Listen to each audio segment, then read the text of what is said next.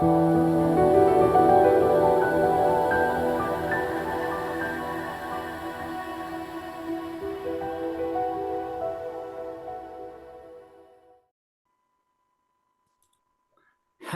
everybody, and welcome to Unconventional GMs, the channel where we play quick, pacey, one-shot ttrpgs, showing you can get a full gaming experience in 2 hours. There's no need for these long 4.5-hour sessions. 2 hours is more than enough to get it down. And today we're playing Daggerheart, which is Darrington Press's soon to be released fantasy game. It's got some weird mechanics. It's set in a sort of we're trying to define the setting. It's high fantasy, really. There's all kinds of elves and dwarves and frog people and cat people and so on. Imagine D&D, but a bit cooler is what it is. It's not actually been released yet. We're using one of the playtest documents. People following along at home with their little spotter's guides may care to know we're using version 1.4. It's possible by the time this is released that version 1.5, 1.6, 1.7 has come out. So if we get any of the rules wrong, it's almost certainly because of that and not because I've got the rules wrong when I prep for this session. We are joining our group of players. We're playing the quick start, by the way. So there's a really well-written quick start. We're playing the adventure here. And what has happened is our sorcerer, Marlowe Fairwind, has gathered up a group of his most trusted allies to take an important package to Hush, a small village within the Sablewood. He's been told to take it to something called the Whitefire Arcanist. But beyond that, you don't know. You've got a map, you've got a carriage, and you've got a promise of a reward, some bags of gold upon arrival. So let's meet our crew of adventurers and also the players who are playing them. Beginning with my co-host on Unconventional GMs, Mr. Gatz. Hi, I'm Gaz. I'm one half of Unconventional GMs and also one half of What Does My Party Do, the UK's premier RPG podcast. Today, I'll be playing a ribbit, a batrachian frog-like creature, and all you see from him in the rocking carriage in the dark recesses is one huge eye with a hooded green lid, and then slowly and inexorably, his long purplish tongue comes out to lick across it, and then back down again. And there's a slight nictating membrane that flicks at the same time. And he's a secretive and shadowy ribbit a lot of the time. But get him in the pub and a few ales down him, and he will tell you endless stories about the Undercity and his trials and tribulations growing up and the dangers of open bodies of water, which he avoids like the plague. What a fantastic picture you've painted there, Kaz. Secondly, let's meet Olga and the character she's playing. Hello, I'm Olga Patijn. I am a game designer and I am playing Varian Soto, the buffest cat ranger you have ever seen. He is alert, his ears are flat and his tail is bushy and upright. He's staring around. He doesn't trust anyone or anything. He does owe maybe some people some money, but that's a thing for another time. Right now, he's here to get the fancy elf where they need to be, to get everybody safe. There will be no trouble on this ride. Let's see how that prediction goes as the adventure happens. It'll be much shorter than 2 hours if that's the case. Thank you, Holger. Let's go to Ian now. Who are you and who are you playing? Hi, I'm Ian McAllister. I'm a board game and RPG critic. I run a site called The Giant Brain and a podcast called Brainwaves, which is a tabletop newscast. And I also do another cast called Cult of the Old, where we look at older games in a modern context.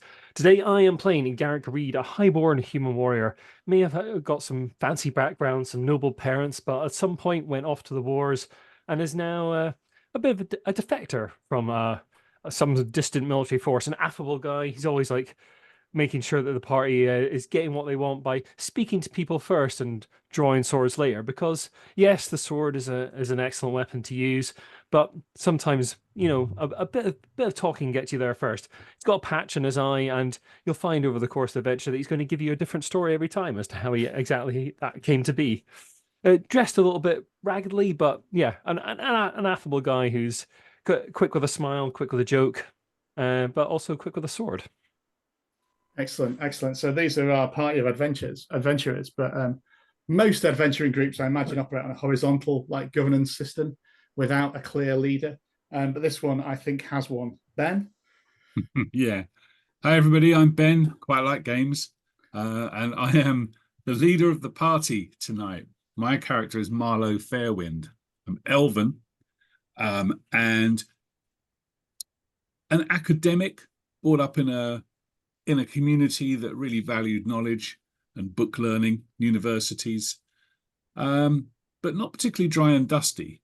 I moved into politics and diplomacy some time ago, and in recent years, I've been the right hand of the king, and I've garnered a reputation as trustworthy, reliable, and the ability to get things done by bringing together a disparate group of troubleshooters.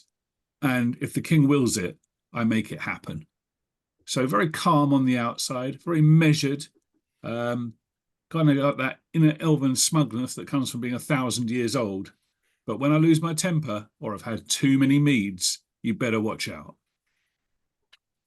Fantastic, fantastic. We'll see if there's a thin line between troubleshooters and troublemakers in your teams, I'm sure. So we'll begin the adventure. You've made it to the Sablewood, sprawling forest of colossal trees, some even older than the Forgotten Gods. You know the village of Hush is deep within this wood, and that's where you know you'll find the Whitefire Arcanist. You've got this chest, this box that you're delivering to them. It's sealed with arcane sigils and stuff. You're under strict instructions to not open it until you get there, and you don't even know what the nature of it is, apart from you have to deliver it.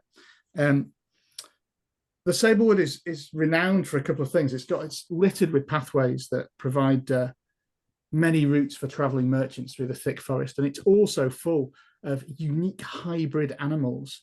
Even within your carriage, you can hear the lark moth's call, the croak of the lemur toads, and the skittering of a family of fox bats in the underbrush. I'm going to turn to Marlowe and say, Marlowe, who have you instructed to drive this carriage as you rattle through the Sablewood? Yeah, I mean, it was going to be me because the king entrusted this chest to me specifically, but I'm incredibly trusting of my team. We've worked before. We're good friends. And actually, because I've got an arcane sense, I can't bear to be too close to that chest for too long. It gives me an itch on the back of my neck. But this is not something that Garrick is going to suffer from, and he's a good hand on the cart. He's been a driver in some scrapes we've had before. You remember that time, right, Garrick? Oh, absolutely, yeah. The Amethyst Tower. I mean, that was some escape we made, right? I mean, that bit of glass right through I mean, that is how I got this patch after all. You just just breaking through that window, like flying that cart right through that door. Oh, what an adventure. See if you can keep it on the road this time, though, eh? Do I have to? It's more fun off-road. Well, Garrick, as you pilot the cart at as fast as you think you can safely take it through the forest, as you glance around with your one good eye, you've noticed something about the look of the trees here in the Sablewood that is unique and not like any other forest that you've seen. What is it? There's what looks like sort of like the trees look like they have like sort of sigils in them here and there that almost look like roots and things like that almost look like letters. You can almost see words across the different trees telling you to like go back or come this way or that kind of thing. Like just like occasional catch out of the corner of your eye, like the woods are talking. Yeah. When you look back, it's not saying anything decipherable. You catch it a second time. It's yeah. Seems like you're sure they glow when you go into the darker bits of the forest. Lovely. As you pull the carriage around a tight corner, one wheel just jumps off the ground a little bit. In front of you, you come across a scene. There's an overturned merchant's cart lying sideways in the path before you, blocking your way. You can see there's just a scattering of fruit and vegetables from the cart that have been spilt there. And at the side of it, you see a Strix wolf. This is a creature with the body of a wolf, but with the face and wings of a sort of owl-like creature. You can see it looks up as it continues finishing and digesting its meal, which you, Garrick, from your position can see as the body of the dead merchant. It sort of looks at you, and as you sort of pull the cart to stop careening into it, and tips its head to one side gingerly, and you notice behind it there's two little pups, Strixwolf pups, with it as well. It seems as if it's trying to work out if you're friend or foe. Okay, I sort of tap the top of the carriage to let everyone know that there's a problem. and then Yeah. sort of like slowly get down off the carriage, like making no sudden moves. Sort of like holding my hands up. Okay, so the rest of you are alerted to this and can sort of pop your heads out or climb down and see this scene. Just sort of like just whistle slightly. Okay, what's the reaction of the rest of you? Is there anything you're specifically trying to do while Garrick attempts to approach this beast? Varian readies his bow. He holds any wrong move from that Strix Wolf. Anything too close to any of my people or the carriage, and it's getting an arrow in its eyes. The pups will fetch a nice price. I'm standing on top of the carriage, by the way. Lovely. What are Ribbit and Marlowe up to? My name's Barnacle, I think you'll find. Oh, I do apologise.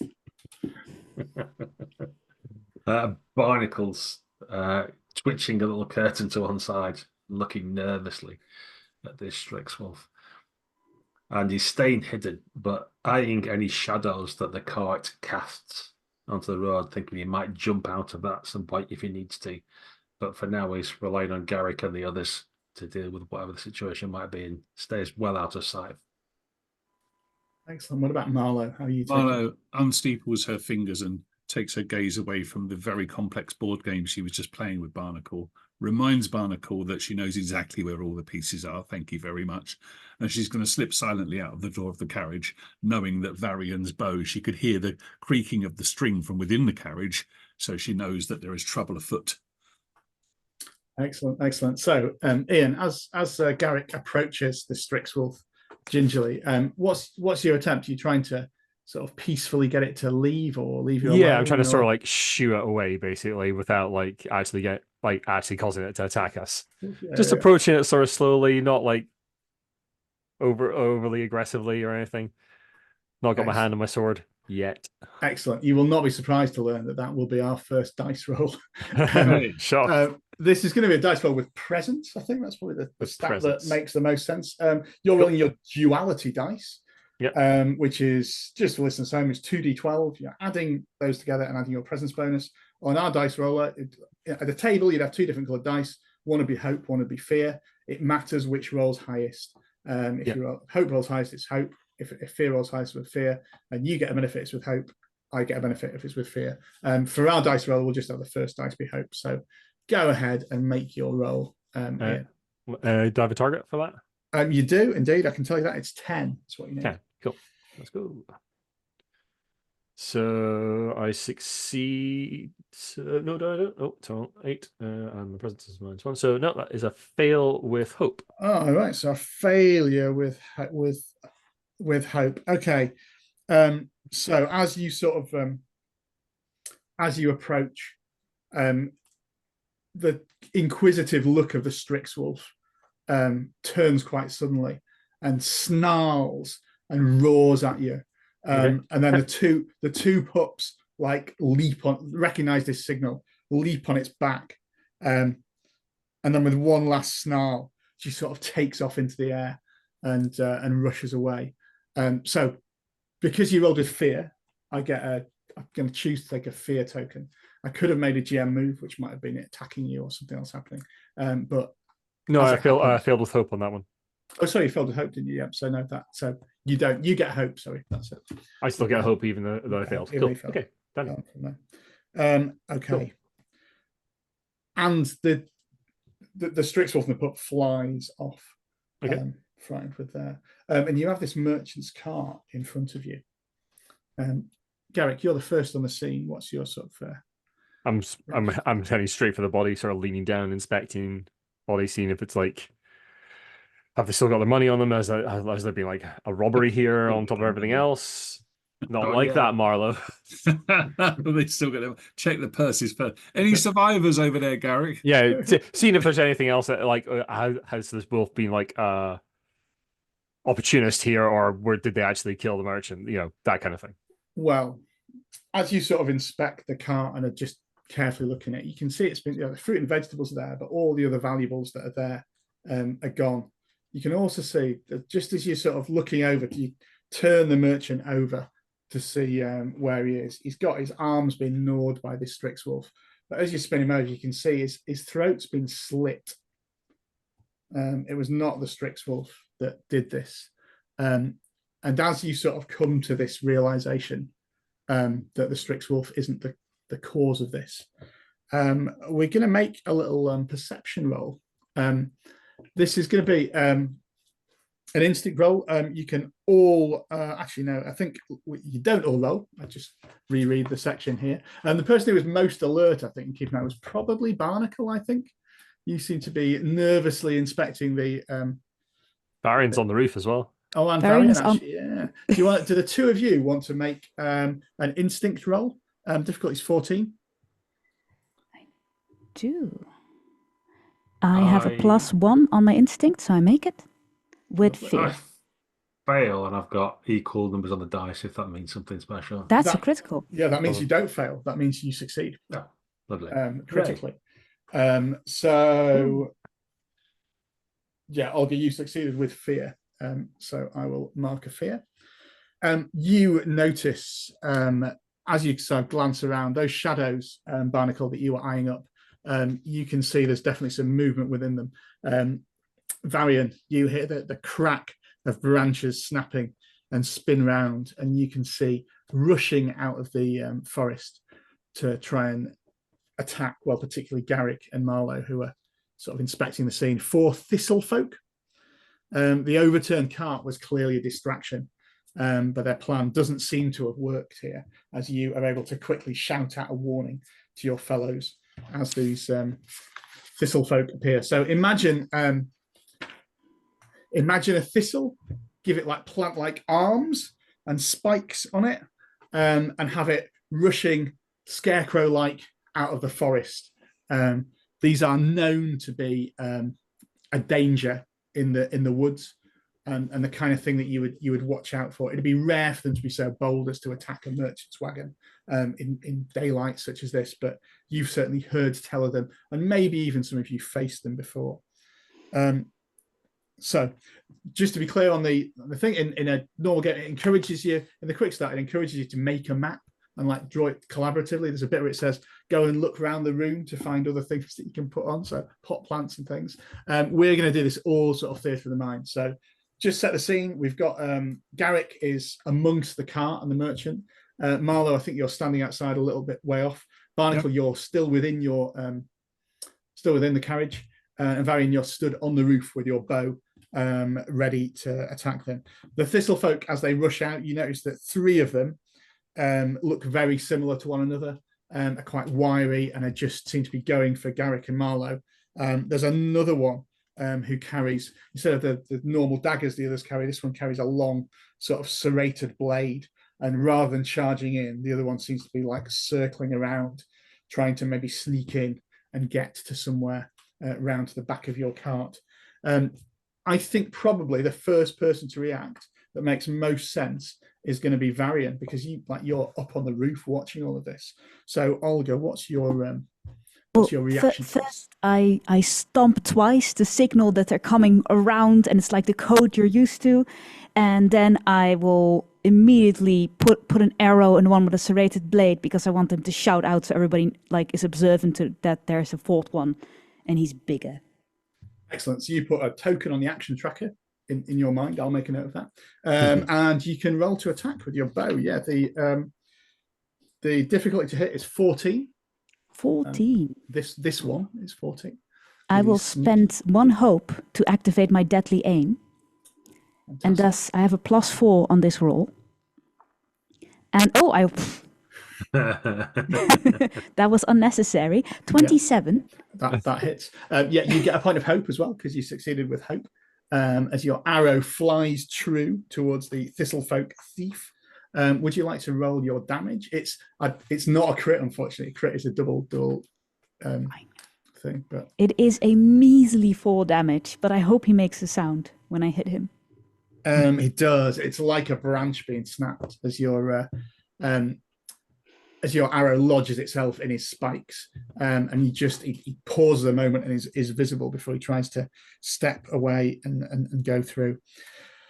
From there, you still have the initiative though, Varian. So I think how we'll do it, because we're playing online and opening up the floor for anyone to shout, doesn't work. So Varian, who do you think should go next of your fellows? I think Barnacle is hidden and has a perfect position to see the guy sneaking up on us. Go ahead, guys. He does. So Barnacle is going to spend a stress, and there's the overhanging interlocking branches of this particular part of it. So there's lots of deep shadows. So he just leans back into the darkness of the carriage and then pops out in the shadow behind the Thistlefolk captain, whoever he is. And I'm going to try and stab him in the back with my flexible dagger. Lovely. 14 is what you need. So I get advantage from attacking from sneaky position. Yeah. Ugh, my word. That's not very helpful, though. So I just get 9. That's the best I can muster, but with hope. So I get pretty hope. So you get a hope. What happens in the environment to mean that this isn't successful? What conspires against Barnacle's normally perfect? It's because he's had to flash to a different location. He sees the thistly foe ahead of him and drives his sword into it before realizing that's actually just a sapling that's got a purple profusion of flowers on the top, which looked like the thistle bandit, but it actually isn't. And he forlornly watches the bandit rush off as he's trying to pull his knife out of this tree trunk. Indeed. And then, I mean, you've rolled a failure now as well, so I'm afraid I get to act. So I've got 2 action tokens on the tracker so far. I'm going to spend both of them. The first one is going to be used to activate, again, the Thistlefolk captain, who, as he rushes off Barnacle, you notice out of the corner of your eye him sort of appear behind you in the shadows, almost if he's using a similar approach to what you did, and his serrated blade flies towards you. So he's got +3 on this. But 11 will not hit your evasion. So you've I lap out with my tongue and sting him in the eye, or what I think his eye, just to put him off a little bit. He hopes he'd be able to do it. At the same time, the second one I'm going to activate is one of the ambushers. Is going to like charge out towards you, Garrick, and try and take you on. So this is a +1. I think that will hit actually. Won't it? That will hit, yeah. 14. So he does 2d8 +1. So a total of 6 damage. So that is minor damage for me, as I understand this. So I take 1 hit point. Yeah, one. I'll just take that. I was going to say you can spend armor, but it's minor anyway. It's not like no point. A big deal. And then initiative passes back to you. Now in the game, it could be that we go like back to Varian and Barnacle. Doesn't have to be taken in turns, but the way that I play it is that we take it in turns and everyone has a go first before we go back, even if things are happening at the same time.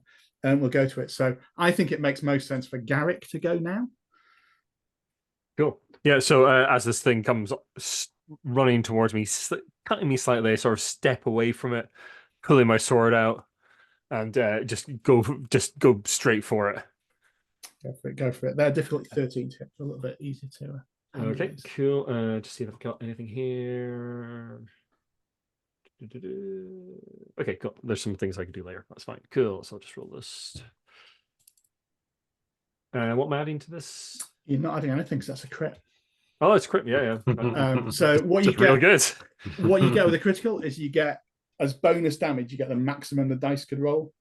Okay. I've got combat training. So it says whenever I roll damage, I add extra physical damage equal to my level. Do I get to add that even though I'm not rolling? Another one. Yeah.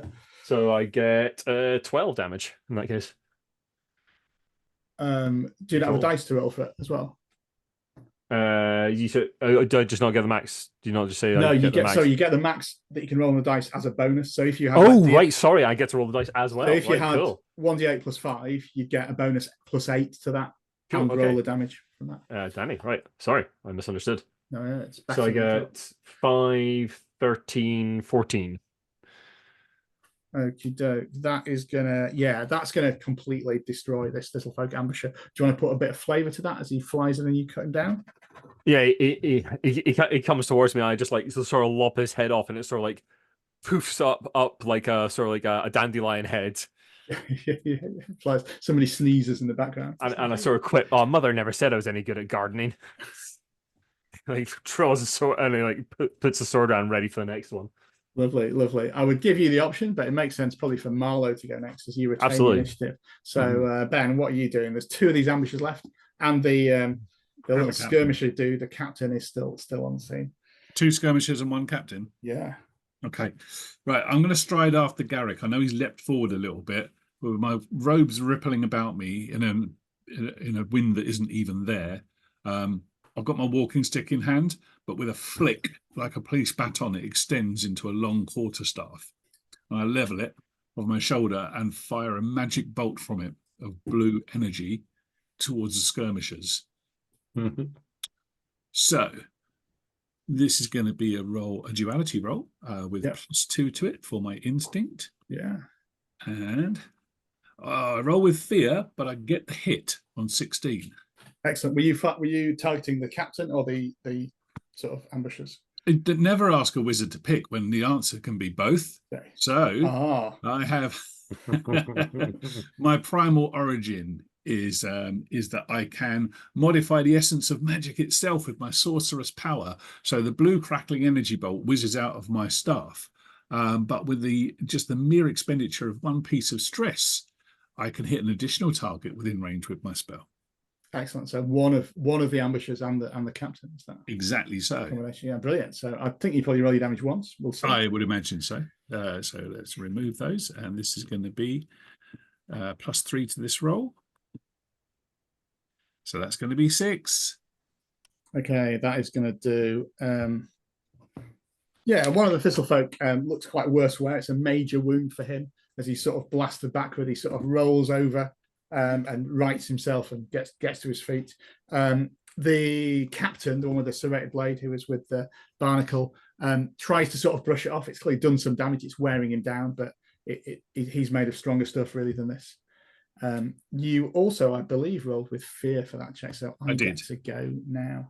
There's 2 tokens on the action tracker, so what it makes sense to do is to activate the 2 remaining ambushers, and one of them is going to leap at you, Marlowe, at this. Oh, really? The one that you just injured, and try and tackle you with his dagger. But 7 probably isn't going to cut it. At that failure, the other one's going to go for you as well. 9? Will that hit? 9 is, I mean, I have dodged the first one, but I get winged by the second. Yeah, so that's going to be a total of 13 damage. Wow. Okay, well, that would be a severe hit. So I do have some armor. I've got some leathers on underneath these robes. So if I spend an armor slot, I believe that reduces it by 4. Reduce it by what your armor value is, whatever your armor value is. So that will take it down from 13 to 9, making it just a major wound. Can I spend multiple slots? I am not aware if you can, actually. I don't know if you can, although Olga's our rules expert. I believe you can. According to the YouTube I watched, which was the first beta promotion from Matt Mercer. So in the 1.1 version, you could. Yeah, I think Olga's right. I remember I clicked through the rules earlier. I think it says you can spend sort of multiple armor slots to like reduce it by that armor each time. Go for it. You can definitely do it. We've confirmed. You can definitely spend. We're experts. Yeah. Well, that brings it down to a minor wound, so I'm still winged by that blade. Yeah. But 1 hit point down. Yikes! Out of 6. Okay, let's go back then up to Varian. Maybe can go next. You're still on the roof. You can see this. Your sorcerer is being mobbed by the 2 ambushers, and the captain is still sneaking around all over the place. And that makes me very angry because I need that sorcerer to get our money. He's our handler. Yeah. That makes me nervous, and I dig in my claws and I start focusing in my first starts buffing up, and I focus all my energy on I think on the captain, because I think like between Garrett and Marlowe they probably have it covered, but Barnacle shouldn't be left alone. That's a bit unfair. And I try again. Be left alone. It should never be left alone. And I spend a hope for the ranger's focus. Yeah. +2 on this roll.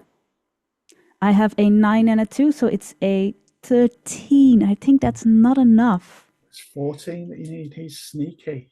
No, I couldn't. Oof, and I can't spend another hope for the deadly aim, can I? You can't spend. Yeah, you can't do that. Well, it was with hope, so I get it back. Yeah, it's with hope. So yeah, you get. He vanishes into the shadows just as you, and your arrow goes twangs into the ground. Shadows from which he then emerges, and a blade flashes at Barnacle from the from behind him again, which will probably hit you, I think, with that. Gans, won't it? So yeah, you're going to take 13 damage from this serrated blade. What the devil? The good news is you can spend, as we've said, you can spend multiple points of armor to achieve it. We've now established that. I'm not going to. I'm just going to take a major damage. That's 2 hit points. Okay. Well, shall we go to Barnacle now? As you now face this thing in front of you. Broke's an alarm and immediately jumps into the shadows of the trees to pop out near Garrick and the mage and stab one of the minor thistlefolk, because that seems a lot safer than what he was doing. So I'll spend a stress for that and get well over 20. Lots. So I get an extra d6 and +1 on this. So the damage is 7. Sorry, and is that to the weak one that's already been wounded? Oh, okay, yeah, that's going to finish it off. Do you want to put a bit of flavour onto that? As you've The Furies have been stabbed, but know that he's outmatched by the captain. He slips sideways through the shadows and pops up underneath the cart and stabs this thistlefolk in the back with his knife, and then twists it and then splits the 2 halves like a piece of wood to appear from behind, grinning with his toothless mouth. Lovely, lovely. And you rolled with hope there, so you would normally retain the initiative. However, I'm going to spend a fear to interrupt and have my guys make a move now. So in the centre of the cart, where there's, we assume, sort of Barnacle and Garrick are in the same sort of place now, with Marlowe a little bit on the way and Varian still on the roof. Out of one of the shadow of the cart, the captain appears and he weaves a sigil with his sword, and a blast of magical energy targets both of you. This is just one attack roll against you. And misses me. It's a 12. Oh, it's a 12. Okay, it doesn't miss me. Yeah, catches me as well. Just about. So you are both going to take 12 damage, and you are blasted out into far range. So you're sent flying to the very edges of the encampment. Yeah, I'll take another 2 damage, I guess. I'll take 2 damage from that, so I'm not going to try and reduce it. Okay, that's burnt all my fear, though, to do that. You'd be pleased to hear. Garrick or Marlowe? Maybe let's go to Marlowe, because you've momentarily done it. So Marlowe, what are you up to now? Well, a split second too late, my arcane senses kick in. I shout, "Look out, magic!" as my friends get blasted across the clearing. Thanks. I believe I'm still ducking under the blades of an assailant. Am I still in melee? Yeah, there's still one of them there. Who's still fantastic. One of them's been taken out by Barnacle, but the other one's still okay, there. Well, I'm ducking under his blade, going left and right, and muttering incantations under my breath, as I'm going to bring down a rain of blades upon my combatant. So this means I spend 2 hope, and I conjure throwing blades out of thin air that strike any enemies that are very close to me. So first of all, I must succeed in a spellcasting roll. So here it comes, adding 2. Oh, with hope as well. For 25. Yeah. Bank that hope. Nice. Now, is my target currently vulnerable? No. Shame. If they were, they would suffer more. But as it stands, my darts of force rain upon them for 8 damage. Okay, that's going to be a major wound. This assailant does not look happy as the darts cut into. There's sap oozing out of this thistlefolk ambusher. And you rolled with hope as well. So, Garrick, do you want to have a go now? You keep the initiative. Yeah, Garrick sort of picks himself up after being thrown across the This area like charges at this guy being rained down upon by Marlowe's magic. Sword aloft just charges right at him, yelling at him. So I'm going to spend a hope to hit them hard. Cool. Cool. Let's get rid of this dice. So it's agility melee, my longsword. So that is 11, 13, 14 with 14 fear. hits the captain, yeah. I'll bank that fear, but yeah, that hits the captain. And then D8 plus 3. Oops. 5 in total. Yeah. Because of my combat training. Yeah, you almost see this Thistlefolk breathe a photosynthesis sigh of relief as a better damage roll would put him down. But he's got sap oozing out of him now from your blade as he just managed to sort of weave out of the way using his plant-like grace. But he's still standing. And actually at that, he's going to try and like cut you with his blade because you rolled with fear, I believe, didn't you? Yep. So yeah, he's going to try and cut you with that. So can I try and attack opportunity if he's trying to? Is he trying to move away from me, or is he? No, he's just trying to stab you. Okay, cool. And yeah, that's 16. Cool. Yeah, that's it. Cool. So 11 damage he does. Okay, I will spend armor to reduce that to a minor wound. And I've got another action token because you've got Marlowe's action there. So Marlowe, the guy that's engaging with you, is going to try and hit you as well. Okay. Probably hit you, actually. I would imagine. So Marlowe, can you take 11 damage? 11? Mm-hmm. That's an annoying amount of damage. Okay. Oh, man. My robes are actually getting battered here. There's bits of thistledown all over them. It's like I've been literally dragged for a hedge backwards. But luckily, the supple elven leather underneath just means that I've taken a minor wound from that. Fantastic. Right, back to the top. So let's see what Varian's up to. There's only 2 of these assailants left, and they both seem to be on their last legs. Thistlefolk are not known to be people to run away in the forest, though, as you're discovering. So Varian, can you take either the leader or is Ambusher out? I try to take the leader again, and I will spend 2 hope, 1 for deadly aim and 1 for range's focus. So that is a +4 on this roll. And that is ample. Yeah, with hope as well. So bank that hope. Yes, 1 hope back. And I roll, because I use range's focus, he gets stress. Oh, wow. And I roll an extra d6. Cool, go for it. So that is 11 damage. That is more than enough to take him down. Do you want to just describe how your arrow finally defeats this Thistlefolk leader?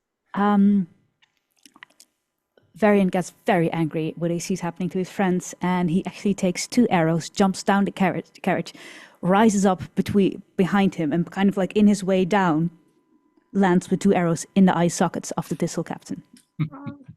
Gruesome.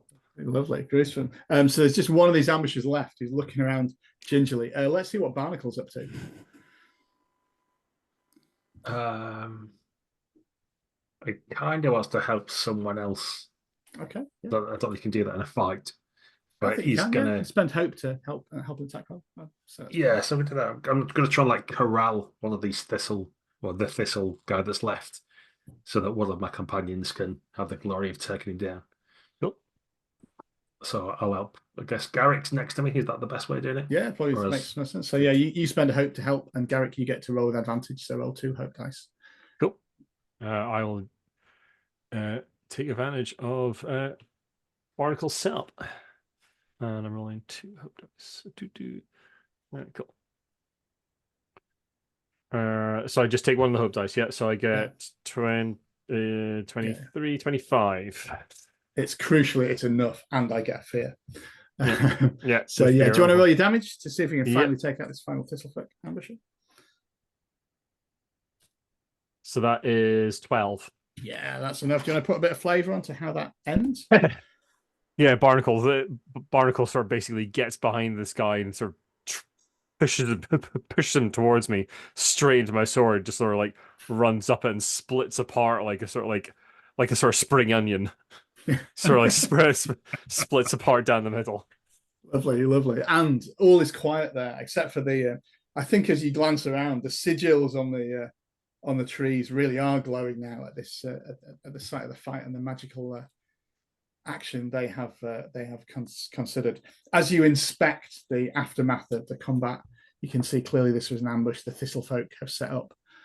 Would you had more time, you could stay and investigate and maybe find a Thistlefolk encampment and see what they have. But you are conscious that you need to get to Hush and find this Arcanist from there. Well, that was a thorny issue, I say. Really, Barnacle? Look around as blood seeps out the corner of my mouth. Stumble forward. Yeah. And Marlowe, was the little wind around your cloak? I noticed that again. Was that really necessary? You got better use for your magic than special effects. I can't help it. It came with the robe. Yeah, you keep saying that. Oh, is everybody good? Nothing but fresh I'm all right. A bit battered the bar, to be honest. Okay. I'll scoop up one of Varian's arrows that missed and toss it back up to you on the top of the carriage. Good aim, Varian. Thank you. And he bows. And those wolves friend of yours, were they? I'm not friends with salad. Me either. Oh, do you think we could cook them? Mm. Yes. Right. Now, question. This poor merchant, obviously not a survivor, was he on his way to Hush or from Hush? From what you can see, he seems to be on his way to Hush, actually. Right, okay. Probably expected. We can let someone know. We can take his body to town, I guess. What's left of it. Well, I mean, we should do that. I'd like to, I think, if we can, without it setting us back from our major quest. Are we able to right the cart and maybe hook it onto ours and maybe get the body to Hush so we can pay our respects? That all sounds very reasonable and the kind of thing that you can just do to get over to Hush. Can Ribbit be rifling through the wagon while we do this as he's helping? Restacking the Derek and Varian are actually uprighting the thing while Barnacle's just like, are there things? To me. Yeah, you find, I mean, all the valuables have been taken from here, but it's still got lots of like fruit and vegetables and sort of food and things that obviously Thistlefolk weren't interested in. Like, what is this nonsense? I'm sure they will be happy that we bring their monthly grocery delivery with them. Give us bonus points. It's the Rocado delivery, yeah. That's it, and if it's cash on delivery. Yeah, you never know. Well, you can set off and get with the 2 carts in tow. You're able to make your way through the remainder. I want to make it to Hush before nightfall, please. Come on, let's go. Yeah, I'd like to rest up a little bit. You do, rest on the cart. You're driving. I can drive. I'm good. You guys rest in the back. I drive. Thanks, Varian. Appreciate that. Cool. So with Varian taking the reins, you can make your way to Hush. It's still, it's still relatively early. You don't have to worry about nightfall so much. You'll get them in the afternoon. You might even be able to find this Whitefire Arcanist today and get sorted with it. Path leads further into the forest until you find a large stone pillar carved top to bottom in dwarven runes. This will denote one corner of the peaceful village of Hush. And when you pass beyond the stone column, you feel a sort of peaceful sensation, a bit like sort of the pop of a bubble, denoting that you might be a little bit protected when you're within the boundaries of the village. And the sounds of friendly chatter from within the village that you can hear become sort of louder and clearer as if you've entered there. Although the trees, the Sablewood, are the same here with their sigils writing you messages as you go along, there's a distinctive sort of safe and comforting air, and a few smiling faces turn to your carriage as you roll in, waving or casting a warm greeting at your carriage and the one behind it, in fact. And you can hear lively music drifting from a tavern at the centre of town. You can see around you, there's, by the side of the road, there's a clank. So clanks are humanoid robots that seems to be playing a game, some sort of board game with cards and acorns that it just sort of stops and they look up at your cart as you pass. You can see an old dwarf woman with thick beard carrying 2 barrels of ale, presumably going on her way towards the tavern.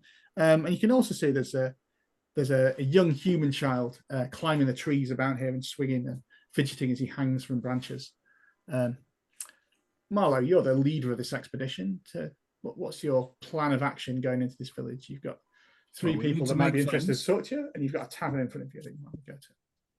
We need to make friends. So with some of these sightseers, if we're getting we're obviously drawing attention as we come into town with the carts. So I think my instructions to everybody is to be diplomatic. And I think with that clank that was playing a board game, I love a board game, as you know. And I'd like to think I'm clever enough to have seen the next move. And I'd like to summon a tiny little illusion to make his board game look a bit like a hollow chess on the Millennium Falcon, and pick up one of the pieces and then plant it on top of one of the other pieces to destroy it. But hopefully in a way that wins the clank of the game. Yeah, I think that all seems like the kind of thing that Marlowe can just do to do it. And you see the clank sort of jumps up and claps his metal hands together with a clank, indeed. He was playing sort of against himself, you surmise, because he keeps running around the board, but he's no less pleased to have won. Victory is no less sweeter. And he sort of glances up to you and says, "Oh, that's brilliant move. I hadn't even thought of that one myself. What a great victory. What brings you to Hush? I should I'm Halithon Fives. What's your business in town? You've come with two carriages?" We do. I am Marlowe Fairwind, emissary of the Great King. These are my companions, my travelling companions of, say, Garrick, Varian, and the slimy one over there is Barnacle. We've been sent by the king. We need to have these provisions delivered to your village. Unfortunately, and what I'll do is I'll tell him the tale of what happened in the forest, leaving nothing out and being completely honest about it. And also be completely honest with him about our desire to find the White Arcanists.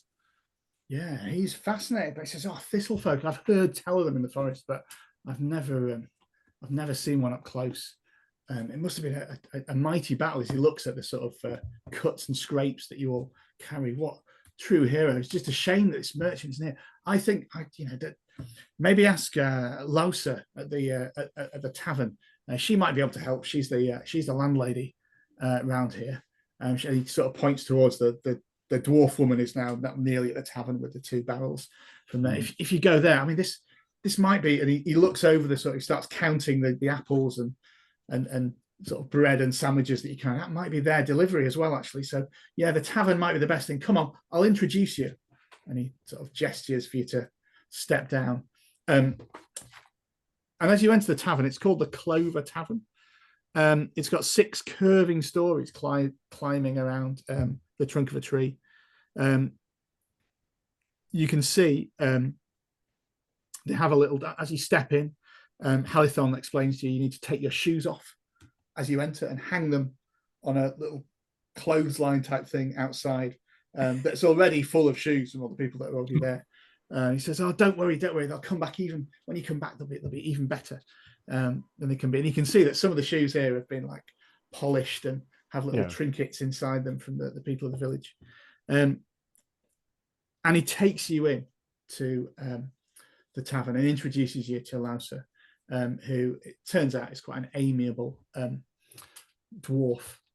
She passes around flagons of whatever mead, ale, whatever ribbits, drink as a relaxation. What is it, Gaz, that Barnacle will partake of?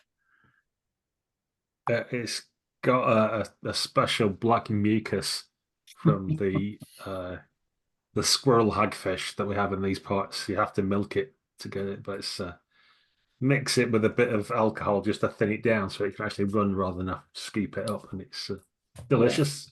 Yeah, it's not the freshest. Served in a really long glass for ribbit so they can get the tongue down the bottom and get all the bits out. It's not the freshest pour you've ever had in the middle of this massive forest, but it still goes down well from there. And Lausa explains, oh yeah, when the Arcanist is always very busy doing like, I don't know, magical stuff and things. If you've traveled so far, I'm sure she won't mind meeting you, especially if it's delivered by the king. She's a powerful magician, though. This whole place is protected by her. No dangers from the Sablewood can pass into town, and that's all because of her magical wards. You'll find her place to the south, just sort of 20 minutes walk, just on the edge of the village, just past the boundary. It's hanging from one of the old Sablewood trees. You really won't miss it. I can guarantee it. Sounds good to me. Thanks very much. Down to the pint. Puts it down. Well, Marlowe, let's get this job done. Yeah, we'll take care of the basic admin, but also with respect to the body that we brought as well. We do the right thing by that, but before too long, we want to get on with our journey, I guess, right? So yeah, we'll be heading south on foot. Yeah. So said it was a few minutes away. Okay. Exercise is good for you, Marlowe. Remember, we've talked about this. Yeah, I know, but I need to get my shoes back on first, and it takes a while because they're mostly just laces. All the way I up. told you, simpler shoes. Simpler shoes. Barnacle's just drumming his webbed feet on the floor, waiting for everybody else to get their shoes on. Why do you even wear them? He has no idea. Yeah. All right. From a housekeeping point of view, am I feeling any better from having a nice calming ride on a carriage for the last half a day? You're not. Nobody's feeling any better just yet, but maybe once you get to the Arcanist house and make a couple of skill rolls, you think you'll probably be ready to like have a little rest, and that's when you might recover. You sense that once you've delivered the chest, you're so near, you might be able to relax a little bit. Yeah, it's just aches and pains otherwise. That's fine. We'll push on through it. I mean, you say that. I'm beaten up, but let's get to it. We were really beaten up. There's a dark stain where the ribbit was sat down in the pub now, which the dwarven bar keeps like looking at, going, where did that come from? Did he spill his drink? Like on the inside. Oh God! Oh, I didn't realise we were so beaten up. Oh, now I feel like a bad commander. But you didn't say a word. You never complained. I never do. Mustn't grumble. All right. Well, we'll get you patched up as soon. You know as how I got lost this chest up. delivered. Excellent. And so you're able to recover your shoes, which have all been like shined and little shiny trinkets, and make your way to the Arcanist. As you do that, we're going to take our own brief respite. Take our shoes off. We'll take our shoes off. We'll take 5 or 10 minutes drinking black mucus from a long glass with our prehensile tongues. We'll edit it down so just be 5 seconds for you at home watching, but we'll take a quick break and be back in 5. See you soon.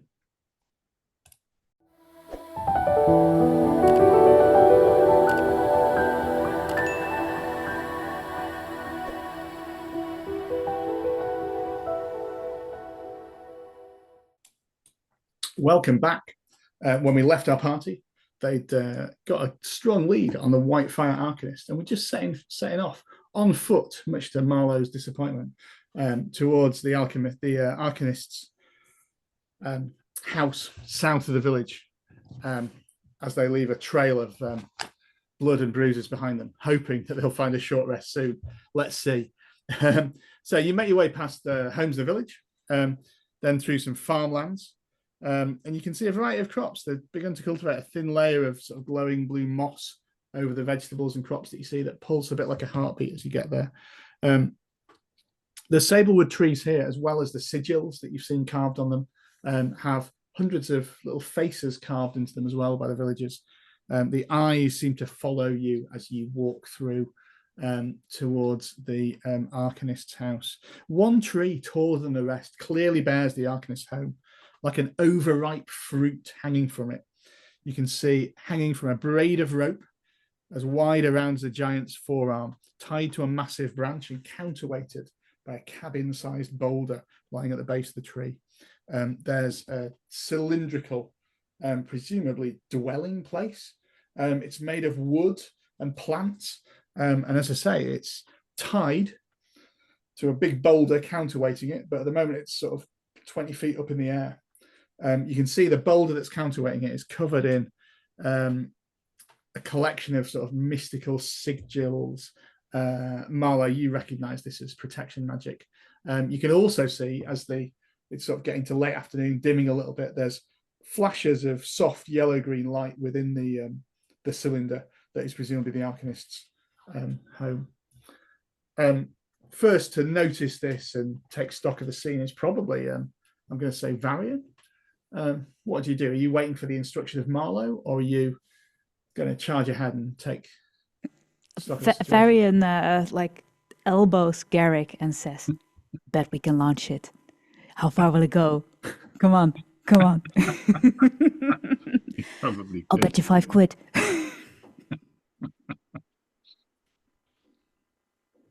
Right. Let's remember our mission. Let's stay on target. Yes. Put on a professional face, even if you're not feeling it inside, Varian. And he puts on a serious cat face again. He stares Serious very cat hard. face. All right. Okay. So, our goal, our mark is within that dwelling up there. Oh, I'm not sure how rural wizards do it. I mean, I've got all kinds of protocols for this in cities and palaces, and there's protocols, but out here in the sticks, I don't know. Do we just shout? Do we fire an arrow? Let me. I've got a bit of experience dealing with sort of the hoi polloi of various areas across the world. I'll do it for you, Marlowe. Don't worry about it. It'll be fine. Yeah. Top tip though: when you meet, don't call it the hoi polloi. Yeah. Thanks for that, Marlowe. Cheers. That's how I got to the right hand of the king. the top tips like that, yeah. Top tips, yeah. Top diplomacy tips. Okay. What are you doing, Garrick? What is the? I'm sort of like confidently stated. You know what to do. We're watching now. Everyone stands around with so Garrick's going to sort of like basically sort of like call out politely, like sort of that they're who we are and why we're there, and like all that kind of thing, with all the sort of airs and graces from a sort of noble background. If that's all right to use my highborn, which is I have advantage on rolls, make consort with nobles, negotiate prices, or leverage your reputation to get what I want. Yeah, I mean, you can use it. You get no response. The light within is still flickering, as if maybe whatever's inside is quite busy, and just shouting up isn't going to. Come on now, Marlowe. Surely you've got some magical flair you can send up. A universal language amongst magicians and sorcerers. How about a magical horn, like a really loud one? Yeah, why not both? Both. I might take Olga's actions as an actual declaration of action while this chat is going on. Yeah, while I'm stroking just my climbing chin. the tree. Yes. I take my claws, pop them out, and just scroll up that tree. It's not a ball of string on the end of that rope, you know. Excellent. Do you want to give me an agility check, Varian? It's difficulty 13, but I'll give you advantage because of your claws and because you're not disturbed by anyone else watching you as they're all discussing what to do. Then it is with hope a +2, so 9 is exactly 13. Fantastic. You're able to I'm kind of like halfway through, they do a little airdrop, but then quickly scramble back up. It's less elegant than I hoped, but yeah. Fortunately, nobody's watching to see the lack of elegance there, as they're still sat around tutting and wondering what they're going to do today. Yeah, you managed to climb up the tree, and you like crawl along the branch that it hangs from, and can look in these sort of open. It's like the flowers of a petal, and sort of shout down, and you can see within the Whitefire Arcanist is there. She is a sort of 7 foot tall mixture of humanoid and firefly, and as she glances up, there's recognition and sort of glee in her eyes that you've climbed up, and she shouts, "Oh, are you the group? Are you the group the king has sent from the capital?" aye. Ah, fantastic! What is your name? I must know your name. You've led this group all this way. I am Varian Soto. I am not the person you're looking for. Oh, fantastic! What a great! You've taken the lead here. The rest of you that are sat around, you see the cylinder sort of begin to drop down. A limb of the tree sort of reaches out to you, Varian, and allows you to sort of walk down into the thing, and this cylinder lands and then opens out like a petal, and in this glade you're left with this open out sort of laboratory, really, within which is the Whitefire Arcanist. It says, "Oh, greetings, travelers. I've been waiting for you. I hope the Sablewood wasn't too dangerous and that you were able to navigate it."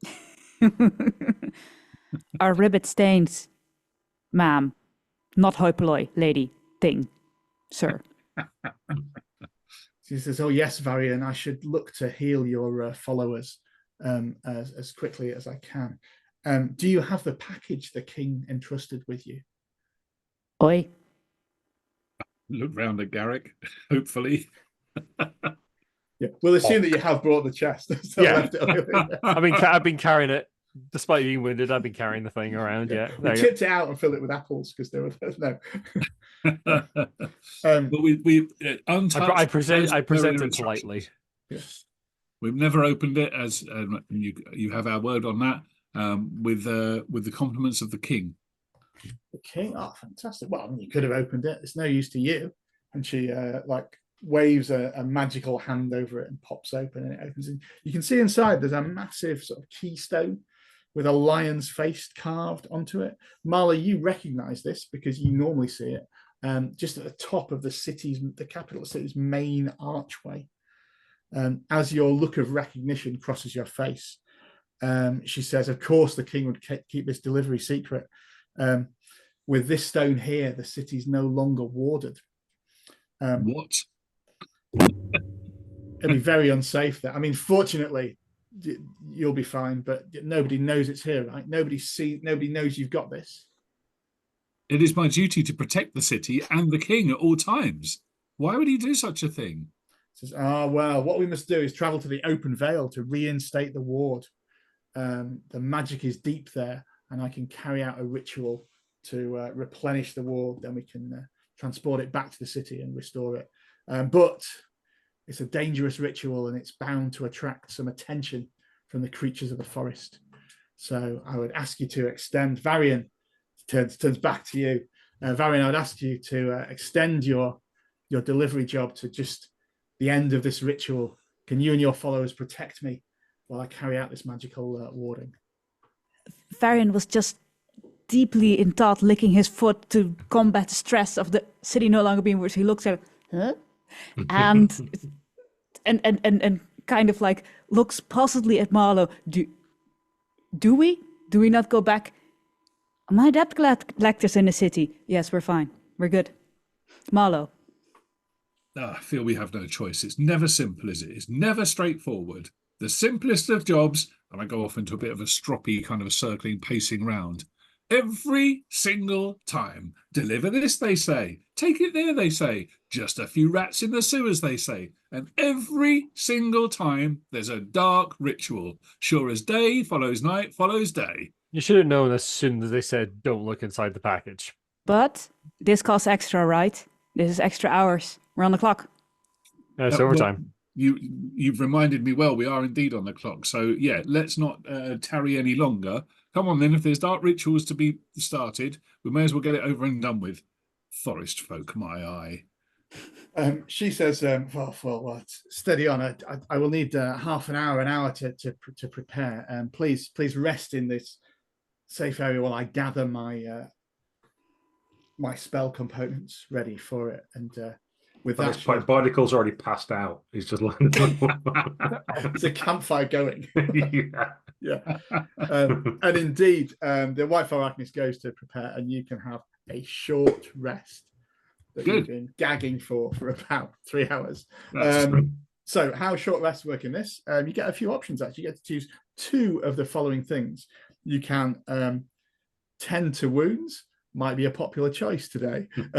When you do that, you clear 1d4 hit points. You can also tend to someone else's wounds and clear 1d4 of their hit points. Clear stress lets you recover 1d4 stress.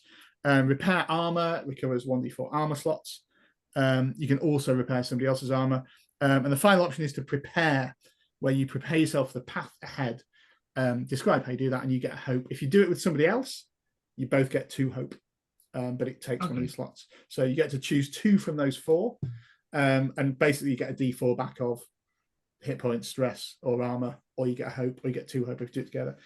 What we'll do, I don't think we need to spend ages putting any flavor on it, but maybe if we just go around the group and say, give us a bit of description about what you're doing, and then couch it in game term as well, and then we'll see how you do. You can certainly tend wounds and then decide whether you need to tend your wounds some more, if you see what I mean as well. You can choose the same thing twice. I need to do attend to my wounds twice. That's what I'm doing. So, well, let's start with Ian. What's Garrick up to in this? He's just bandaging himself up, getting some food, making sure Barnacle's not dead. He's actually just asleep by the fire, not like actually. Well, again. Yeah, just prodding him in his in his tongue, so it's lolling out the side of his mouth as he sleeps. Yeah. But yeah, I'm gonna just heal wounds twice. Excellent. Okay. That's it. Olga, what's Varian up to? Varian is up and dandy, so he just wants to support someone. He can either tend to wounds or mend someone's armor, maybe Barnacles. Well, Barnacle's armor's fine because he kept getting hit on the bits that weren't covered in armor. And happily, he's all he needed was a little rest. He just got some of the stickleback piranha fish out of his pack that he keeps and got them to bite into his wounds and then snip the heads off like ants used to do with the Amazon times, that kind of. So he's perfectly healthy, but he's happy to swap hopeful stories or something like that for his second action if you've got a spare slot. Sure, I am happy to basically, we are fantasizing about how much money we're going to make from this danger money we're going to get. We're basically already thinking about drinking it away, but Varian is no longer allowed to drink. That was his main rule, else he couldn't stay in the party. So he's fantasizing about what kind of lemonade, and then getting slightly melancholy about the fact it has to be lemonade. True heroes. Fantastic. And Marlowe, what are you up to? I'll take myself off away for a bit of alone time and a bit of meditation.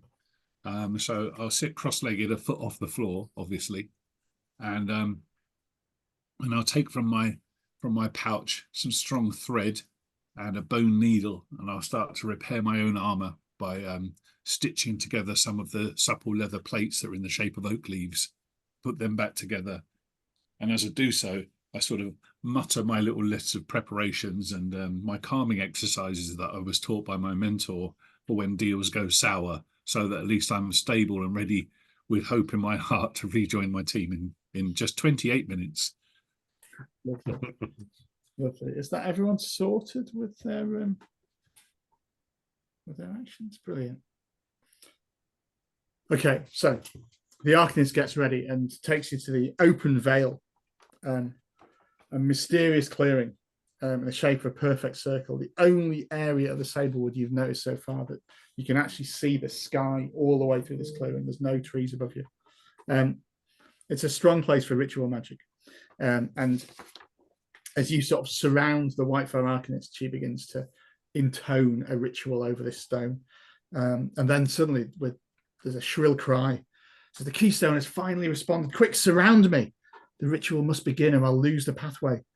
Hurry. And her body begins glowing as she rolls backwards, and you can see like the magical energy flowing from her into the stone from all the way around it. And almost immediately afterwards, you feel a rumble to the ground. And as feared, emerging from the ground around you in the open vale, 4 ancient skeletons claw out of the mud. These forest creatures that she warned you about. In the distance, you can see the shadowy, Barnacle, you certainly noticed this, the shadowy flitting of side to side of what looks to be a forest wraith. Dark green, undead, making its way towards you to drain your souls. So there's a countdown dice on the table in our mind. It's going to start at 6. It counts down every time you defeat an enemy. It counts up every time the Arcanist gets hit by an attack. Right. When he gets to 0, the ritual's completed and you're okay. But as these skeletons crawl out, so just a bit of a range thing as well. So the Forest Wraith at the moment is at far range. Some of your weapons may say they can be used at far range. It's not got towards you yet to do that. So you can only use far range things at it. The skeletons, though, are almost upon you from there. So, and you have the initiative. So I think Marlowe, there's magical stuff going on. Let's start with you. And you can take the first action. I'll just point out, just put it on the table now, I've still got 3 fear hanging around, guys. So you're going to get more in a minute. Bear that in mind. Yeah. Yeah, Ben, what's Marlowe doing as these skeletons crawl out of the ground? Okay. I'll snap a few hand gestures and a little bit of battle tongue. We've rehearsed this a few times so that we move out in almost a synchronized blitz attack as we move into Siege Castle Pattern Thorn.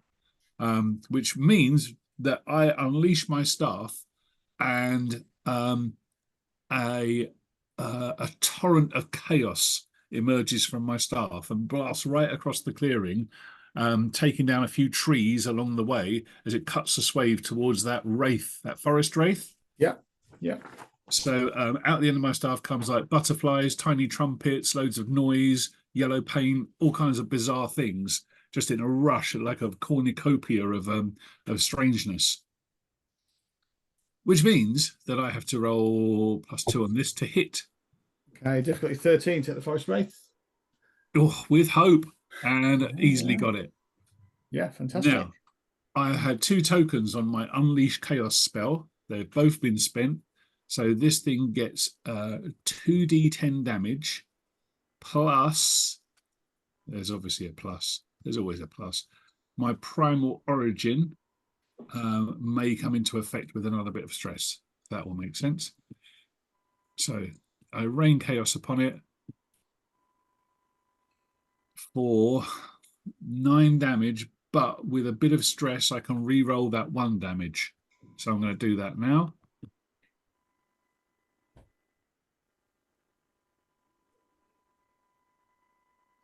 Oh, 8 and 3, 11 magical damage to this thing. Okay, it seems a bit taken aback by this blast of chaos, and you notice it flitting sort of in and out of focus. It seems to be approaching. You've certainly got its attention as it approaches the glade.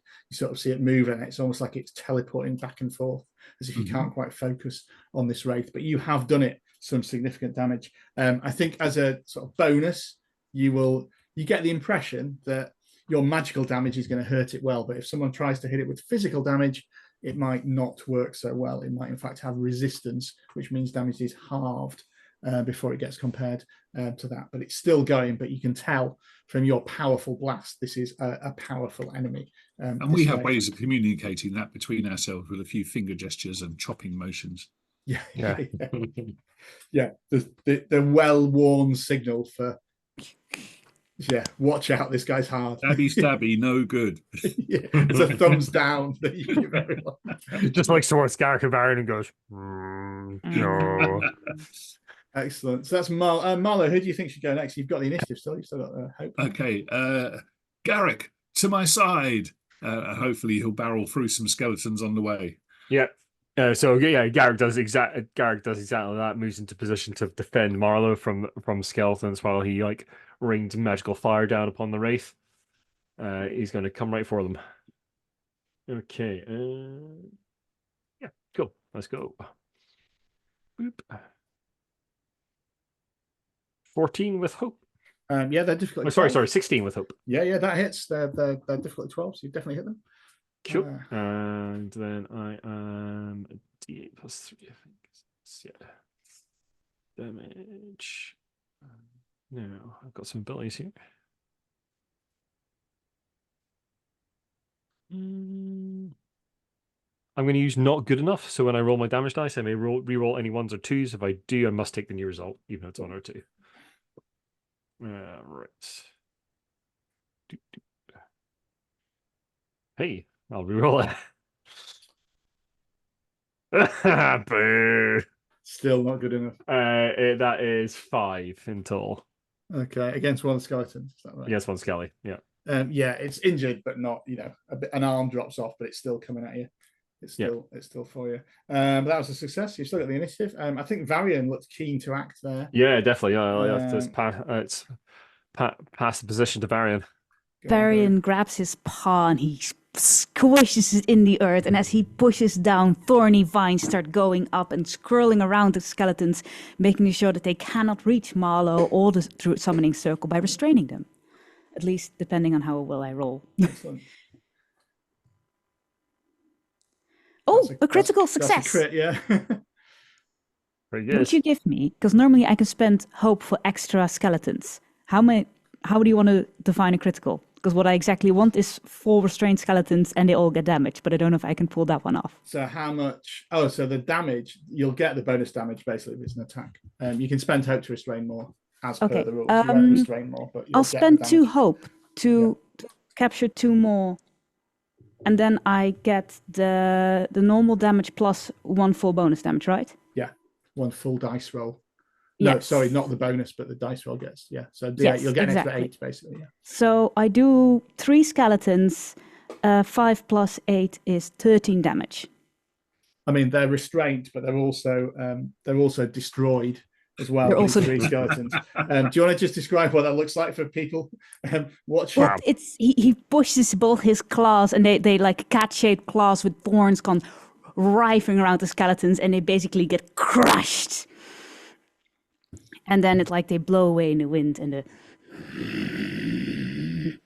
you hear like a happy growl, which is disconcerting, and maybe one of the reasons why Varian no longer gets access to alcohol. Excellent. And in fact, I'm going to spend a fear at that point as to interrupt your action and take a move, because there's 1 skeleton remaining. But what happens? What happens as well, as I spend some fear for this, is that as those 4 crumble into dust, another 2 emerge out from the ground in the circle around you and begin to harry you. That's 1 action to do that. I'm also going to make the Wraith move towards you. And it's going to memory delve you, Varian. So this Wraith sort of moves towards you, flashes in front of you. You see a ghostly hand goes into your head, or possibly goes into your head. It has to make an attack roll. Ha! Yeah. Doesn't like scritches. Like trying to bathe a cat. Like, yeah. It does not work from there. At the same time, the 1 remaining skeleton is going to try and stab you though, Varian. And the Wraith is in melee with everyone now as well. That will probably hit. That's 15. Just 15. Yeah, it hits. So you're going to take 5 damage from its ancient rusted sword. Nah, I'll spend an armor. I'll do an armor, then I have no damage. Excellent. There's just Barnacle left to go, and it's your go now. So go ahead, Barnacle. What are your? Barnacle's going to look over adoring with his big wet eyes at Varian. So yes, it's so good. The plan we had to make some money and drink soon. It's working. Keep going. And you can get a point of hope as I spend my spell. Lovely. You retain the initiative, so Barnacle, you can choose who goes next. Our magician will lead us to victory, I say, and look over slightly less adoringly at Marlowe. Right. Well, I think the Wraith has closed with us at this point, hasn't it? So, yeah. So there's going to be a rain of blades is going to appear mystically from the air and then surge in towards it like tiny little microkinetic missiles into the Wraith, hoping to blow it apart in an explosion of phlogiston. Right, here comes the spellcasting roll. Adding 2 to this. Oh, it's with fear, but I've got a 15, which I think is high enough. It's a success, but it is with fear, yeah. Okay. Is this thing vulnerable yet? It's not. Ah. It's not vulnerable to very much. No. It's not vulnerable to very much. No. Okay, I'm going to channel some raw power here, and I'm going to take my Rain of Blade spell and throw it into the vault, and convert that into sheer sorceress energy. So I'll be adding 2 to my damage now. So making it a grand total of hold that thought, because I'm going to put some mental exertion into this to roll that one more time. I don't like that roll at all. Trying too hard. Oh, I've got a migraine now. 3 damage, and all of my little rain blades just kind of fizzle out and go down to the floor like mist. Okay, it won't surprise you, Fern. That's a minor wound for it. It does do as you do that. You also rolled with fear, so it gets to go. Yeah. So it Yeah. you hear a whisper in your ear as it says, "Leave us, wizard," and pushes at you. This is with +3 against you, Marlowe. Yeah, 18. So what happens is it pushes your body and pushes your soul out of your body. So the rest of you, I mean, you can describe what that looks like, Marlowe, but you're sort of watching the fight. You're like floating above, and basically you can't act again until the countdown ticks down 1 value. So until another opponent dies, so you're just powerless. What does your body? What pose is your body in as your soul leaves? So I mean, unfortunately, as my soul leaves it, I mean, my shadow is normally the same as myself, isn't it? It's sort of long and silver and pointy-eared. But the inner turmoil of my chaos magic reveals itself as my soul is peeled back from me, and it's a pulsating mass of bubbles and spheres attached by a silver string to the back of my neck. So it looks like I'm being jerked around by a balloon in a tornado. Wow. Indeed. Oh, and obviously my eyes go white and all my hair sticks out. I mean, I clearly didn't say that, did I? Yeah. Also, Garrick, you feel a rusty sword of the dead fly towards you from one of the skeletons. How mundane. Yeah. 19. Is it? It's a melee range, is it? It's not throwing at me. Yeah. Yeah. Oh yeah, that's gonna be hit. For a huge 5 damage. I'll just take that. It's just 1 wound. Okay, you have the initiative again. Marlowe has acted and isn't acting for a while until this cuts down. Maybe we'll go to Garrick now. Yeah, I'll take on that skeleton that's coming towards you, realizing I can't harm the wraith, and still worried for my friend, but I'll try and defend his body at least from rampaging skeletons that are approaching. I'm going to hit them hard, so I'm going to spend a hope to bring in an experience.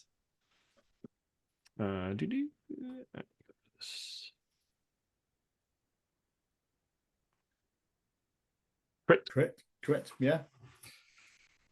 So it is 8, 16, 17 damage. So that is going to be enough. So while the skeletons crumbles into dust, and the countdown tracker goes down now as well. And that also means that Marlowe, your soul sort of gets dragged back into your body, and you're able to sort of... Yeah, with a kind of gurgling noise, like the last bit of water running into the plug hole. Yes. Yeah. Garrick, who do you think should go next? Let's go with Barnacle. Go for it, Barnacle. Well, Barnacle's staring open-mouthed after just saying that a wizard will lead us. I see him turned inside out. And if anyone can stare, as anyone can stare open-mouthed, look impressive, it's Barnacle, because he has a huge mouth and huge eyes. So it's almost comical, the amount with which he's staring and gaping.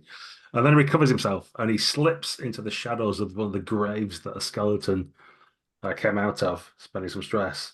And then he's going to pop out of the grave, leaping with his muscular hind legs, and try and drive his little sword or a little knife into the back of one of the skeletons. For it, the 13 to hit.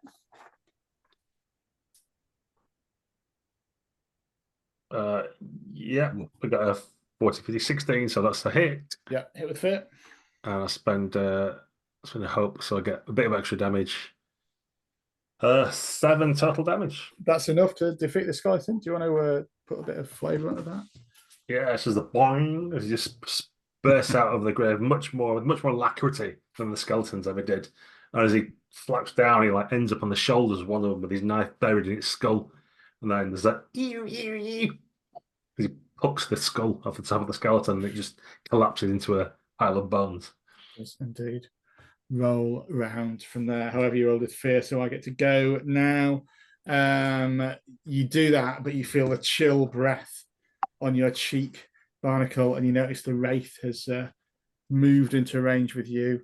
And a hand it's given up on getting Varian, but a hand goes into your brain to try and memory delve you. Sounds upsetting. Mm. But no, again, my brain is not like other people's and hard to get a grasp of. Not good with frogs or cats. A skeleton's going to try and attack you as well with this activation.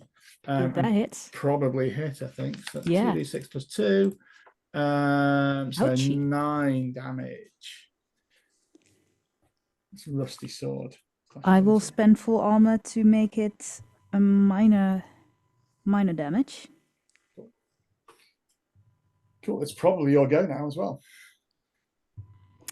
It is my go as well. I believe that Garrick is perfectly capable of keeping off the other skeleton, and I think we all need support Marlowe. So I bodily throw my big furry cat body in front of Marlowe to provide cover, and thus giving Marlowe hope. Do I have to spend my hope? You can spend hope to help him on his next action. Yes, Which that's is probably what the I way want. that you did. What Barnacle did was a specific power I think you have, isn't it? Where you can Yeah. inspire Okay, I spend someone. hope to just I physically shield him with my cat body. Fantastic. Marlowe, do you want to go and have some help? Yeah, I think you have to roll a d6 advantage die. No, I don't think you do that. I think that's version 1.3, no, 1.2. Oh, really? You now get advantage. Two So you additions get out. an extra hope point. An extra hope point. Yeah. Okay, cool. Thank you. Sorry, that's...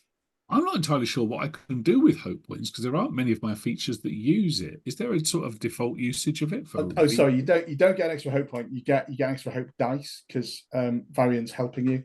What you can always use hope for is to give yourself use an experience and get that as a bonus on your roll. Of course, basically. yeah, it's using experience. Right. But for this, you're going to get roll 2 hope dice and pick the highest.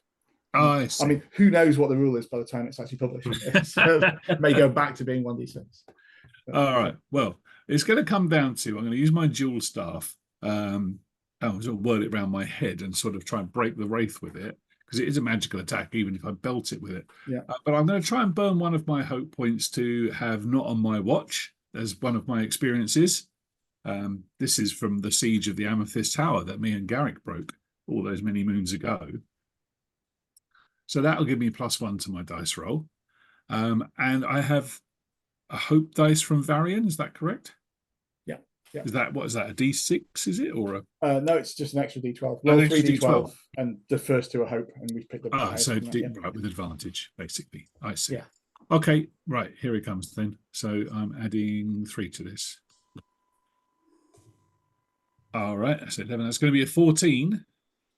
That's enough to hit it, yeah. And it's with hope as well, so you get your hope back. Hope, yeah. So the hope I spent is recovered. And then the magical damage is going to be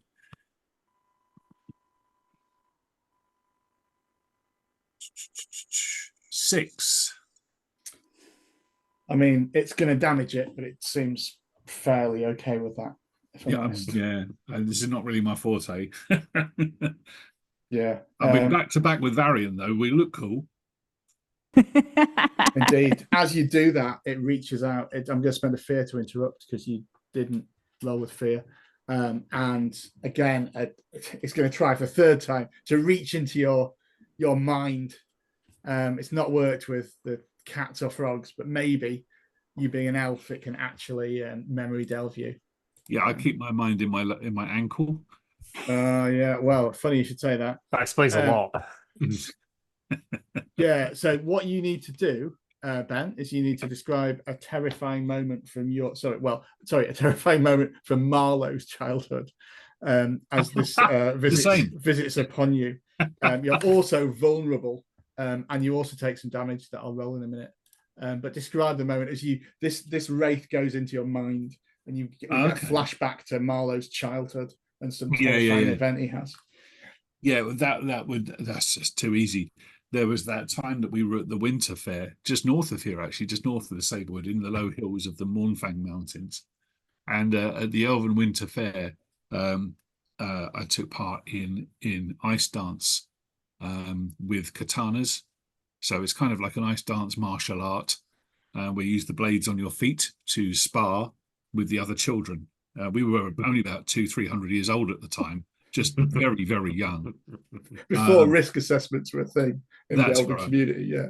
And I pulled off a 13-sided star maneuver, which unfortunately cut through the ice, and I plummeted into the icy waters. And just for a moment there, I thought I would never be pulled back until my mother used a mixture of levitation spells with scolding and pulled me back out of the ice and made me wear the skates around my neck for the next decade as a punishment. Beautiful, a lovely insight into the ways of elves there as well. Elf culture is terrible in this world. It is absolutely terrifying. Oh, that skate pendant around your neck to this very day. I wonder what that's right. I was wondering where he got these sort of like weird, sort of like symmetrical cuts in his neck over the years and scars down the sides of his neck. Now I know. I've seen things. All explained. Right, so you take some damage. Emotional damage. I was going to say it does 1d20 plus 2 damage, which is a lovely roll for damage in a game like this. Whoa! So 16 damage. You're also vulnerable until your next rest, which means everyone gets advantage to target you. Is my armor any good against this, or is this just like in my brainium? Sorry? Is my armor any good against this 16 damage? Not really, no. It's in your head. And by not really, you mean no, don't you? Not at all, to be clear. Yeah. Right, that's a severe stress wound, is it, or hit points? Hit points. I thought it would be. Well, yeah. It's severe, and that's I can't make it any better or worse than that. Ow! No. The memories, they sting. Marlowe shivers as if he's beneath the icy water. And also, at the same time, none of you get attacked by a skeleton. But you... Ooh, do you hear a shrill cry? No, you don't hear a shrill cry as the Whitefire Arcanist manages to dodge out of the way as one tries to cut her as she does her ritual. It's your go. If we're doing it in the order that we normally do it, it's probably going to be Garrick next. Yeah. That probably makes sense. With Varian guarding Marlowe, Garrick moves to defend the Arcanist from approaching skeletons. Yeah, I think it's one. I think it's skeleton. I think there's just one skeleton. Cool. Well, I'm going to hit that skeleton hard.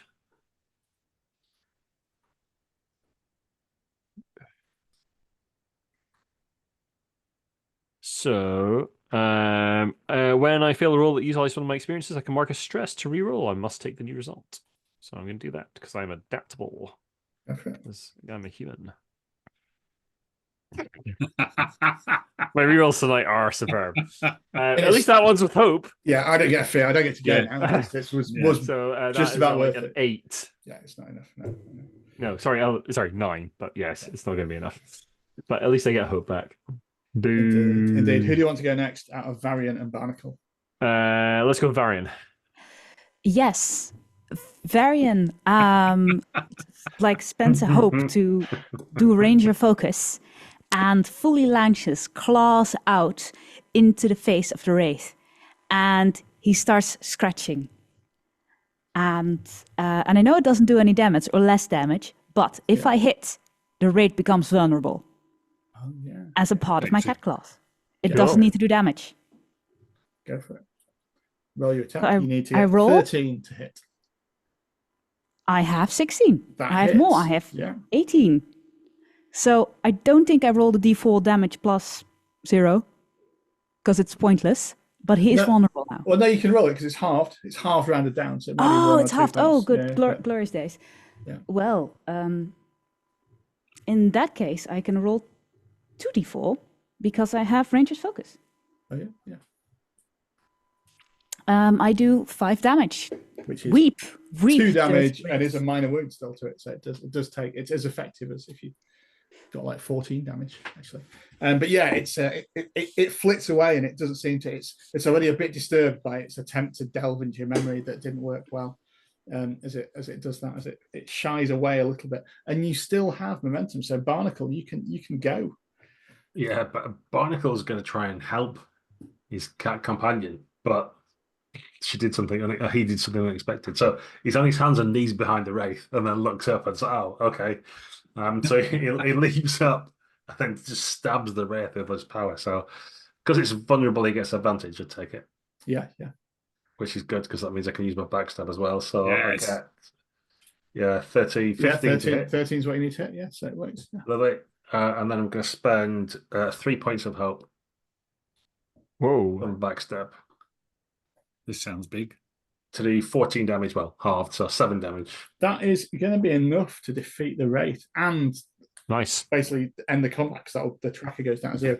Guys, do you want to give us a bit of description as to how Barnacle finally scores a decisive blow against your opponents? Yeah, he uses his blade to cut through its robes and tattered cloth and rotting leather armor, so he can see its phylactery within the source of its power as it's staggering about with his companion Varian, tearing and ripping at it with his claws, and he can, with his sneaky tongue, he just laps out in between its ribcage to pull out the source of its power and plucks it out, and then crushes it in his hands to watch the wraith collapse back into the dirt. Lovely. The tangy taste of wraith phylactery set off nicely with the scraping my tongue afterwards. yeah. And indeed, with that, there's a sort of glowing energy. The remaining skeleton crumbles to dust, and the ward is completed. The keystone vibrates with arcane energy, and a soundless explosion erupts from the Whitefire Arcanist, dissipating any enemies that are there. The clearing is quiet once again.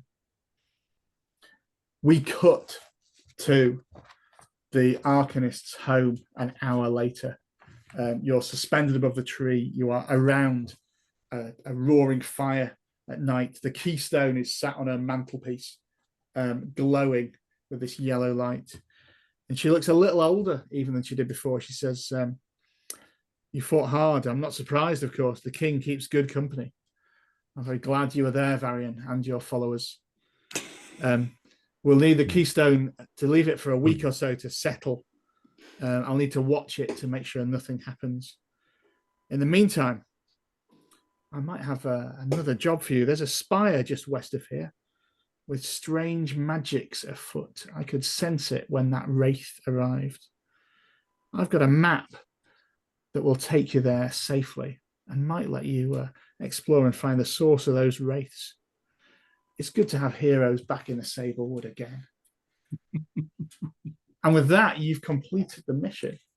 Little teaser for the next session that goes into the quick start, but that's where we're going to end our adventure today. So thank you all for watching. Be sure to like and subscribe and check out all of our other videos. And let us know if you want to see more of Daggerheart, more of fantasy stuff. We've done a real range of things. If there's other games you'd like to see trialed out for it, let us know. We're always happy to do it. Put it in the comments. We'll respond to it and do it. So without further ado, that's the game. Thanks for watching, and we'll see you again soon.